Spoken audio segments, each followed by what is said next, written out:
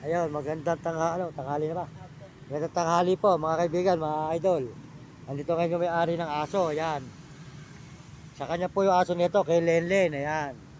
Ayan, meron po tayong kulang ngayon dito sa kanya na 100. 100 lang, kulang ko ano. Ngayon, dadagdagan po natin ng 30 para may pangmerienda siya. Ayun. Babayaran na po natin para noon. Yung aso po, siyempre, may ala po silang bigas. Sila po ay nangangalakal lang. Kaya ito po, sarili po nyo talaga yung aso. Ayan. Ayan, nakita po nyo si Lenlen. Ayan. Si Lenlen po ang may-ari po ng aso. Kaya po kayo, nakikita nyo, bayaran natin sa kanya. Ayan. Si Lenlen yung aso niya. Ayan. Di ang kulang ko, 100. Alright. Nakamano. 100. Ano itong dambo rito? Yun. Yun. Yun. Ito. Ayan. Ayan. Ito yung aking kulang po na 100 sa aso, mga idol. Ayan.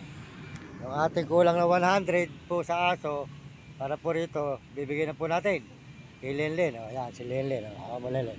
So, po, binigay natin po yung 100 sa kanya. Ayan. Dahil yung aso po, bayad na sa 350. Kasi po, 300. Nagpadagdag siya. Ayun po, ito, bibigyan naman na po natin siya ng dagdag uli. Pang merienda. Ngayon, kung makita po natin siya araw-araw dito, bibigyan po natin siya ng 30 araw-araw para tulong po natin sa kanya. Kasi po, Pasko naman, kumikita naman po tayo sa tulay. Para natutulungan po natin yung ating mga kababayan na kawawa po sa lansangan. At pag pinagpala po tayo, tutulungan po natin si Lenlen. Yan. Yan. Ito, ano? Ayan yung 30. Ito, pang merienda mo. Ayan, kung makita kita mamaya, bibigyan pa kita. Ano, ako si Mario Mendoza Vlog. Ikaw, anong pangalan mo? Lenlen. O, ayan. Maraming salamat sa aso mo. Dahil yung aso mo, hindi ko pababayaan. Mamamatay sa akin ang aso hanggang sa tumanda. Kaya mamahalin ko yung aso mo na yan. Marami kong aso sa amin, makita mo sa YouTube. Panlabing 5 na yan. Tapos yung ano, panlabing 6. Babayaran ko rin yun. Ayan. Mahilig ako sa aso. Ayan, kaya yung aso mo, maganda pinuntahan. Hindi kawawa. Ayun, makita mo yung mga ibang aso ko. Pagka sa may cellphone ng kaibigan mo, makita mo yung mga aso ko, magtataba.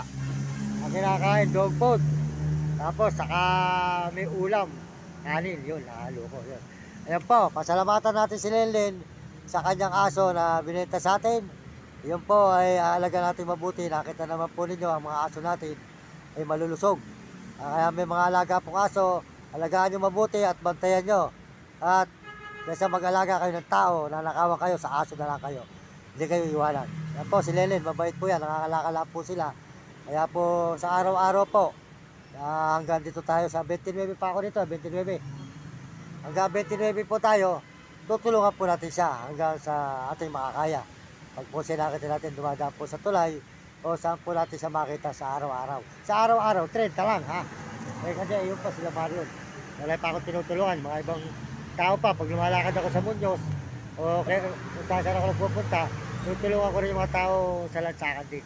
Yan po, si Lenlen, mga idol, nakita po nyo. Siya po ang may-ari ng aso. Ito, ano pangalan? Kongkong. Siya po ang may-ari kay Kongkong.